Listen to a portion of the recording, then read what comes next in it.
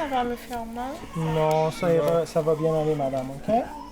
Maîtriser une fausse épidémie de choléra, c'est la mission donnée aux étudiants de la maîtrise en santé mondiale de l'Université du Québec en Abitibi-Témiscamingue. Depuis le début de la semaine, les universitaires doivent jongler avec les nombreuses péripéties et le lot de défis qu'une telle crise humanitaire peut engendrer. On pratique, on est sur le terrain, on essaie de se faire une vision de qu'est-ce que ça peut être.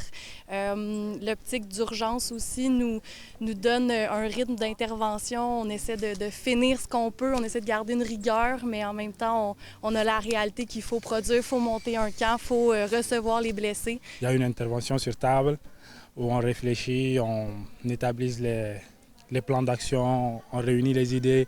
Il y a une intervention terrain. On a commencé d'ailleurs par la douane.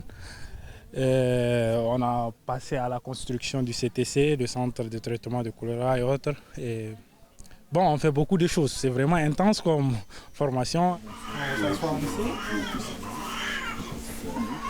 La simulation d'urgence vient clore un micro-programme de 2e cycle en intervention humanitaire. C'est une maîtrise qui se donne à temps partiel, à distance, mais là, après 4 ans à avoir rencontré les gens à distance, de pouvoir le mettre en pratique sur le terrain, de toucher, de construire, de prendre une masse, un poteau, puis de taper dans le sol s'il faut. Je pense que ça réconcilie vraiment les apprentissages qu'on a faits. Des étudiants des 4 coins du Québec, de l'Ontario et même du Burkina Faso se sont rassemblés au domaine Opasatika de Rouyn-Noranda pour prendre part à l'activité.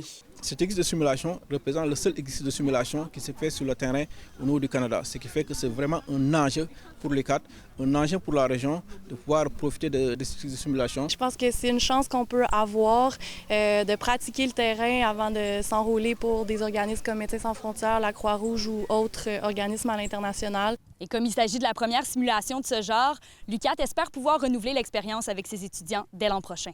Kémilia La Liberté, RNC Nouvelles, à Rouyn-Noranda.